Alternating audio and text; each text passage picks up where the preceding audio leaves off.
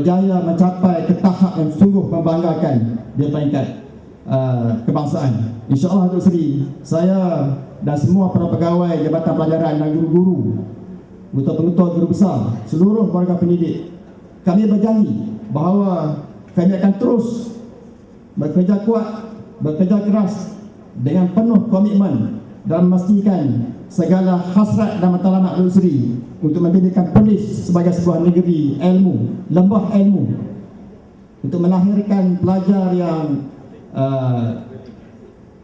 modal insan kelas pertama yang bertunjangkan kepada keimanan dan ketakwaan akan menjadi realiti pada masa depan, insya-Allah. Lagi sekali saya bagi pihak Jabatan Pelajaran Perlis mengucapkan terima kasih kepada Yang Berhormat Datuk Seri dan Datin Seri, Datuk, Datin, tuan-tuan dan puan yang hadir pada malam ini untuk menjayakan majlis anugerah perdana. Sekian sajalah, terima kasih. Wabillahi taufiq wa hidayah. Wassalamualaikum warahmatullahi wabarakatuh. Yang Berhormat Datuk Sulaiman Syafiee, Speaker Dewan Negara Negeri, Yang Berhormat Setiausaha Kerajaan dan Isteri, Yang Berhormat Ahli-Ahli Majlis Mesyuarat Kerajaan dan Isteri, Yang Berhormat dan Isteri, Pengarah Pendidikan dan Isteri, Ketua-Ketua Sektor, Pengetua Guru Besar, student cemerlang, tuan-tuan dan fungsi-fungsi PIBG, tuan-tuan dan puan-puan yang saya hormati sekalian. Saya ucap terima kasih dan mohon maaf tentang kesilapan masa tadi, sebab ini perjanjian saya dengan jabatan bahawa majlis mesti bermula lepas Isyak. Jadi saya tunggu sampai Masjid Awi azan, jadi saya buka kat sini. Dia elok mengangam sebab sekarang ni edah kita sekarang ni ialah edah Hari Keputeraan. Jadi Hari Keputeraan ni melibatkan kemerkatan Duri Tuanku. Jadi kita ada main lagu negeri. Saya pun ada lagu tadi, lagu kebangsaan. Alright lah. Jadi kita tak nak bila kita main lagu azan di masjid. Jadi kita tak nak, sebab azan tu lebih azan itu utama. Jadi kita bagi azan dulu barulah. Itu cara pahaman ringkas. Mak Libya nak kata apa, wallahualam. Tuan-tuan, saya pertama sekali saya ucap tahniah kepada Azmi, Cikgu Azmi. Saya tanya Azmi, tanya. Jadi yang telah menjemput saya dan juga kawan-kawan dalam majlis anugerah perdana pada malam ini. Sebenarnya kita juga ada majlis hadiah Menteri Besar, tapi oleh kerana saya bimbang majlis kita ni mungkin lewat sikit dan student kita yang dapat cemerlang tu, walaupun telah kita bagi round pertama, tapi biarlah mereka mendapat pengiktirafan terbuka begini. Itu sebab majlis ni adalah majlis tumpang sekaki. Jadi saya tumpang cepat-cepat petang tadi, pagi Cikgu Azmi pukul 3 petang, bank pun belum tutup lagi. Jadi kita setuju untuk bagi anugerah cemerlang SPM dan juga STPM.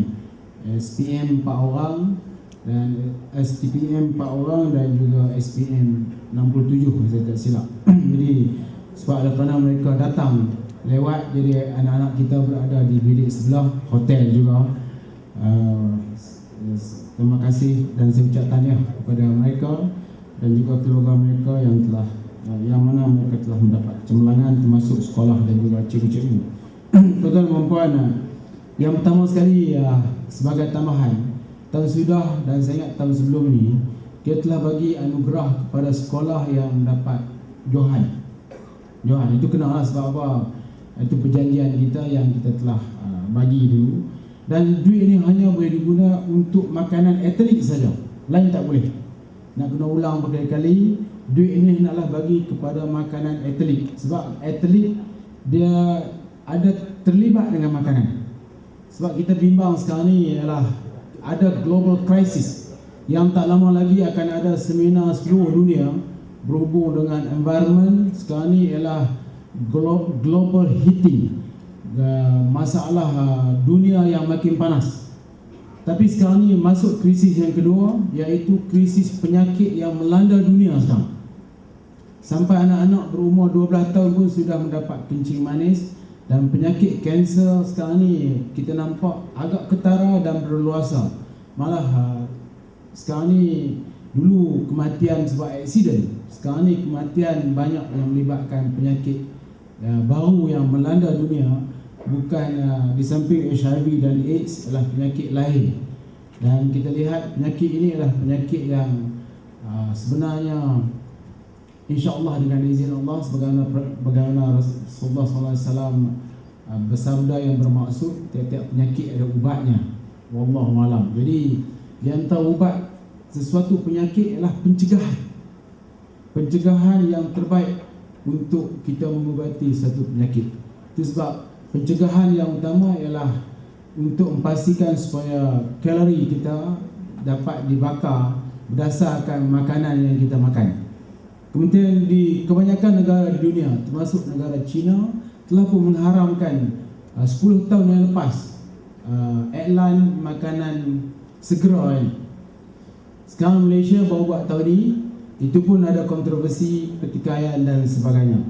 Sebab tiap-tiap kali kita makan ayam dan lain-lain, saya tak mau kempen nanti orang kata saya anti makanan yang berkenaan pula. Saya nak kata anti pun tidak, sebab saya beli sehari 3 barrel. Saya lah pembeli utama yang terbesar di Perlis ni. Saya 3 barrel khusus untuk main badminton yang cuba melawan saya setiap hari. Jadi bila mereka kenyang, mereka nak lawan dengan saya. Wallahu. Tuan-tuan, tetapi kita ada senarai kita. Satu drumstick campur dengan ini, kita telah makan 1,800 kalori. Kalau kita campur dengan nasi di rumah, berarti kita makan dah 3,000 ke 3,500. Bila kita bakar kalori ini? Itu persoalannya. Bila dia tak bakar, dia accumulate.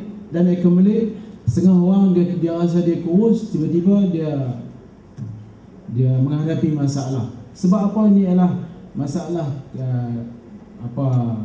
makanan kita yang kita makan, lemak yang terpendam itu menyebabkan kita ada masalah.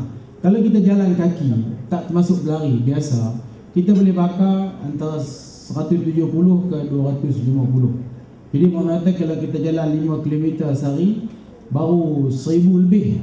Kalau kita jalan 10 km, barulah bersamaan. Tapi berapa orang yang boleh jalan 10 km sehari? Itu persoalannya. Dan berapa banyak pergerakan kita yang boleh kita membakar kalori. Itu sebab kadang-kadang kalau kita pencin sekali dengan membawa sisa-sisa hidup kita untuk menjaga sakit kita 10 tahun, 15 tahun dan sebagainya. Kebimbangan inilah yang menyebabkan kita bagi perhatian sikit dari segi permakanan supaya atlet kita makan makanan yang sihat. Biar badannya jadi macam badan, bagi macam lelaki. Perempuan, wallahualam saya tak nak sebut, tapi lebih kurang macam tu. Dia mesti dia bagi, sama ada dia makan sehari RM10 ke RM5, tapi duit ini khusus untuk atlet yang berprestasi tinggi, bukan yang baru nak berlatih. Makna kata kita juga akan mendapat maklumat daripada Jabatan Pendidikan, walaupun sekolah Syed Hassan dan sekolah Zun Kuala Perlis yang menang baru-baru ni, tetapi terdapat juga sekolah rendah yang lain yang mengeluarkan atlet untuk acara tertentu. Contohnya acara 100 meter, mungkin sekolah lain yang menang. Atlet ini akan dimasukkan dalam senarai yang berasingan dan kita akan bagi peruntukan kepada sekolah untuk menjaga atlet ini. Saya dia pergi ke Bukit Jalil ke Bandar Penawar, tapi lepas ni tahun ni mereka boleh datang ke Negeri Perlis untuk sekolah sukan yang kita telah ada di Perlis, dan sekolah sukan itu akan dimulakan pada tahun ini juga serta merta, dan sebuah sekolah kita akan ambil untuk kita jadikan sekolah sukan, mungkin satu kelas ke 2 kelas, marah MSN dari sini, supaya sekolah sukan itu sebenarnya sudah bermula serta merta, kerana kita tidak mahu sekolah sukan itu dimulakan setelah sekolah siap. Kalau kita nak tunggu selepas infrastruktur siap, sampai hari ini tidak ada Unimed di Perlis. Tapi Unimed telah dimula, walaupun baru dah buat piling, bukan saja telah mula, telah pun mengadakan graduationnya pada tahun lepas. Jadi tahun sebelum ni ya, tahun lepas 2 tahun dah, saya pun dah lupa. Jadi ini baru dah buat piling, tapi universiti dah bermula. Demikian juga sekolah sukan hendaklah dimulakan terus, dan kita jangka sekolah sukan ini boleh siap dalam 2 tahun ataupun 2 tahun setengah. Jadi ramai penuntut yang boleh datang ke Perlis, termasuk penuntut Perlis sendiri. Kalau kita nak anak-anak kita berprestasi tinggi dalam sukan, mereka harus dijaga permakanan, dan sekolah mengambil tanggungjawab untuk menjaga mereka selagi mereka belajar di sekolah yang berkenaan. Jadi kita berharap kita akan mendapat maklumat terkini mengenainya, supaya bila kita mengadakan sukan nanti, anak-anak kita yang berprestasi tinggi ini dapat menunjukkan kecemerlangan, dan seterusnya kita menyerahkan, mensedekahkan kepada negara untuk menjadi atlet negara. Saya bukan bertanggungjawab pangkat negeri saja, tapi juga bertanggungjawab ke pangkat negara, supaya anak-anak kita dapat salah satu daripada sumbangan kita ialah kepada negara ialah dengan mengeluarkan atlet yang berprestasi tinggi. Kemudian yang keduanya ialah program global crisis global berhubung dengan sakit ini. Kita bersyukur sebab program rekreasi kita mendapat sambutan yang cukup luar biasa. Tapi masih lagi tidak jadi budaya. Sama ataupun pegawai kerajaannya, ataupun mungkin doktor ke, misi ke, masih lagi belum jadi budaya. Sukan itu, berriadah itu masih belum jadi budaya. Malah termasuk pemberita sendiri. Sukan belum jadi, riadah belum jadi budaya. Hari ini saya bawa, saya fungsi saja, jadi saya ni presiden macam-macam. Kena tembak pula macam-macam. Berani sangat tembak saya, tembak lah. Saya kata kalau dia rasa saya menyusahkan sangat, saya kata saya boleh tarik diri, tak ada masalah. Pasal apa? Kalau yang benar tak berkualiti, dia sebut tak berkualiti lah. Bola tak masuk, dia kira masuk, kira tak ada kualiti lah. Jadi pengadil teman tulang pun boleh apa ni tu, ulang sekali ya. Sering cerita nak denda lah. Itu kerja mereka, denda dan sebagainya, dia ada kerja lain lah. Jadi tuan-tuan, mai balik tajuk ni, kita nak supaya riadah jadi sebahagian. Sebagai presiden kabadi dengan basikal, saya ni dah pegang presiden dua-dua. Saya buat mesyuarat sekali. Saya kata, kamu semua ni atlet jawatan kuasa basikal. Kamu semua ni jawatan kuasa kabadi. Dua-dua bidang melibatkan sukan yang cukup, yang memerlukan tenaga. Sekarang saya kata, saya cabarlah jawatan kuasa ini, jomlah pergi naik bukit level 2. Saya bawa level 2 ya, bukan bawa level 3. Level 3, tuan-tuan, level 1 ni ialah jalan Gemar tu. Kemudian level 2 ialah jalan Taman Kera tu. Taman Kera saya. Level 2 lagi satu ialah jalan Kebun Batang. Tapi level 3 ialah hak dusun Datuk Rari tu. Tu level 3. Saya pergi level 2 ya. Cuma 5 orang atlet basikal naik, tapi saya seronok tengok budak-budak ni ceria. Dia bagi idea kepada saya bahawa rupanya keceriaan mampu untuk meningkatkan prestasi mereka. Selama ni mereka hanya duduk kayuh, lepas tu habis. Tapi bila saya 5 orang ni, saya 5 tadi, baru habis STPM, saya tanya ada kerja belum? Saya kata, okey, serta-merta saya nak kerja. Kita kerja apa dah tu? Kerja naik bukit ni, dia kata. Gaji 500 sebulan. Dia orang seronok lah, 5 orang dapat kerja. Sebab apa? Mereka lari dan naik, potong saya tu, biarlah sebab memang layak mereka potong saya. Tapi kecuali geng kabadi, tak payahlah sebab mereka tengok tu cungak-cungak, saya kata baliklah, dah Aish Marik. Saya nak tunjukkan di sini bahawa ianya masih lagi bukan budaya. Tapi ada beberapa persatuan di Perlis ni yang jadikan exercise ini budaya. Mereka takut untuk menghadapi sakit kerana mahal. Kita lihat mereka ini seminggu 3 kali, 5-6 orang menggunakan laluan-laluan yang kita buat ni untuk mereka beriadah dan juga berrekreasi.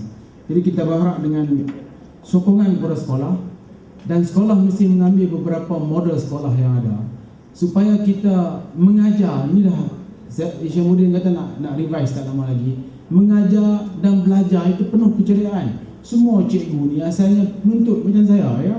Saya kalau nak kira KSN pencen lah gitu. Saya jadi tu best pencen namanya, KSN pencen. Belum ya? Pencen lah.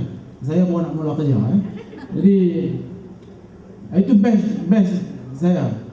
Jadi semua kita ni student, tapi kita dulu kita belajar seronok. Anak-anak kita sekarang nak bagi seronok dan ceria balik. Saya nampak ada keseronokan dan keceriaan. Dulu bagi student yang ada masalah, dulu kita dah buat percubaan. Sekarang dah jadi balik. Terdapat beberapa sekolah yang saya dapat maklumat yang terkini, yang walaupun sekolah tu penuntutnya bagus, tapi ada penuntut yang tak bagus. Dulu ada detention class, sekarang tak ada. Jadi sekarang ni kita nak mulakan balik program itu, di mana budak-budak yang tak mau belajar dan sebagainya, kita tak apalah, kita buat cara tak mau belajar. So dia lari lah. So dia lari pada pagi sampai tengah hari, esok dia mari lari. Sampai dia ada puas hati dia lari, dia belajar. Tapi kalau kita masih berperang dengannya, sampai bila pun tak habis cerita. Dan setengahnya mungkin boleh dihantar ke sekolah sukan yang kita nak buat ini, supaya saya ada level 1, level 2, level 3 ni, tiap-tiap hari dah kerja pusing itu, saya percaya dia akan jadi manusia yang cemerlang. Sebab apa? Bila sesuatu yang baik itu telah jadi budaya, sudah pasti dia akan meresap dalam kalbunya untuk menjadi manusia yang terbaik. Malah ada sekolah dulu, sebuah sekolah gangster, main nampaknya jadi sekolah cemerlang.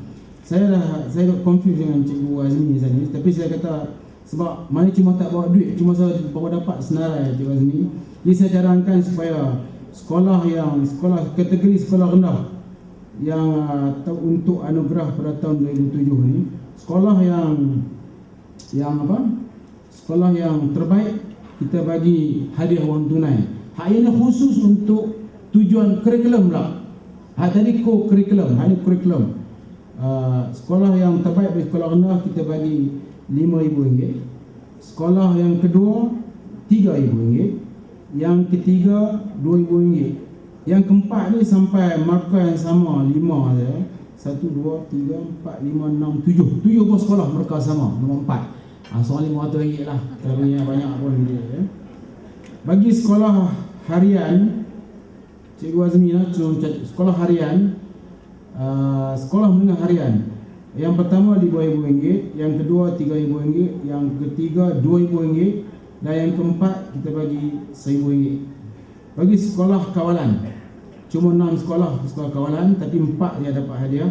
Sebab saya tengok markahnya nombor 1 33, nombor 2 30, nombor 3 26, dan nombor 3 13. Nombor 5, nombor 6 kita nombor 1 kita bagi RM5,000, 3 RM2,000, nombor 2 RM3,000, yang ketiga RM2,000, dan yang keempat RM1,000. Ini adalah tambahan tumpang sekaki ni pengarah pendidikan kepada program anugerah perdana. Tapi kalau kita buat anugerah menteri besar nanti, tuan-tuan dapatlah round kedua dan sebagainya. Cuma menteri besar ni dia lembut sikit, hak sekolah yang masuk pertandingan tu mungkin dapat juga ratus-ratus. Tapi malam ni tak jadi, sebab ni malam ni adalah malam untuk prestasi. Jadi kita bagi sampai nombor 4. Nanti orang kata nombor 4 kot dia nak perkenal sekolah dia. Aku tak, sekolah saya pun tak, sekolah kebangsaan Temu Terang tak masuk Senarai 27 tahun lalu. Tapi hak sekolah, hak yang dapat RM5,000 tu ada nampaknya. Wallahualam. Jadi tuan-tuan, jadi pertama lagi saya nak ucap tahniah kepada pengetua guru besar. Kita sedar kita semua mendapat tekanan. Tekanan yang besar ialah untuk kita menghabiskan kurikulum kita. Semua pihak menekan sampai menghabis sekali, sampai datang pelayan pejabat pun kena tekan. Tukang kebun pun kena, sebab apa banyak pokok yang mati. Jadi semua orang. Tapi sebenarnya anggap ini adalah tanggungjawab, cabaran yang kalau dilaksanakan dengan tulus ikhlas, saya percaya ianya dapat dibuat dengan baik. Saya yang paling banyak, saya sekarang ni saya cukup tertekan masa betul-betul tertekan. Semalam buat 3 mesyuarat berlembaga pengarah dalam masa sejam. Hari ini dalam masa sejam setengah, 4 dalam masa 2 jam, 3 mesyuarat. Mek lepas lah sebab dia pergi jumpa angkatan tentera tadi. Tidak, kami dua tertekan. Saya lagi tertekan ni sebab ni anugerah bintang-bintang ni pula seorang-seorang nak kena perhati sampai pukul 2, pukul 3 pagi. Jadi tertekan masa. Tapi bagi saya satu keseronokan ialah inilah cabaran. Kadang-kadang timbul bencana seperti banjir dulu. Guru besar Peletur tahu bahawa sekolah-sekolah banyak kita gunakan. Tapi inilah cabaran, bukan satu kesusahan. Anggap ini adalah ujian Allah yang harus diterima dengan syukur dan juga sabar. Kalau Allah bagi anugerah yang terbaik, syukur alhamdulillah. Kalau kita dapat ujian, kita tak dapat terbaik, kita cemburu kepada orang yang dapat bagus untuk kita berlawan, untuk kita dapat bagus. Saya percaya kalau kita anggap ini adalah merupakan tanggungjawab yang harus kita hadapi. Itulah satu keseronokan untuk melaksanakan. Kalau tidak, kita dapat kerja apa? Kalau orang kata dia minta supaya sekolah ini kalau boleh ditingkatkan tahapnya, instead of 80 now 90, kita nak mereka okey, cabaran, terima. Kalau tidak, kita nak buat apa? Setengah orang dia melawan, dia kata mana boleh. Kalau boleh kamu nak bagi berapa? 70. 70 okey, bagi 70. Kita nak tengok. Kadang-kadang sebab apa? Setengah orang ni jenis melawan, macam referee menantu melawan. Dia rekodnya daripada referee dekat kampung tu pun dah suka melawan. Jadi kadang-kadang pandangan daripada linesman tu tidak diambil kira. Itu melawan. Jadi kalau dia melawan, kita nak tengok apa yang mampu dia bagi. Saya kalau orang lawan pandangan saya kata apa yang dia mampu buat. Kita nak bagi ke tahap yang dia mampu dulu. Saya tak mahu buat lebih-lebih. Setengah orang saya kata saya nak ini, dia kata saya boleh takat ini. Alright, yang takat yang kamu boleh tu saya tengok kamu buat. Lama-lama kita bertingkat sikit. Lama-lama dia jadi.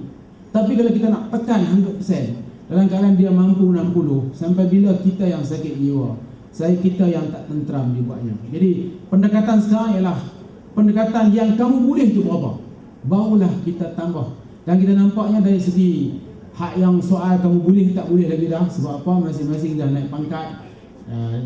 Dia dengar cerita dah Pak Lah pun nampak macam okey pula dah gaji baru ni. Jadi kita ingat bahawa kita dapat gaji alhamdulillah, tapi kita harus pertingkatkan. Sebab apa? Maruah dan martabat kita hendaklah dijaga. Yang sebenarnya apa pun orang nak kata, pegawai kerajaan masih merupakan pencetus penggerak ke arah kemajuan dan juga keagungan Malaysia pada hari ini. Semua tuan-tuan, kalau kita nak kata projek swasta sampai harga 17 bilion yang dipunyai oleh Ananda sebagai contohnya, kerajaan bagi lesen apa? Dulu mula dengan lesen 012, kerajaan bagi lesen 019 dan sebagainya. Kita bagi lesen kepada mereka. Jadi mereka pun boleh berjaya. Yang bagi lesen pegawai kerajaan.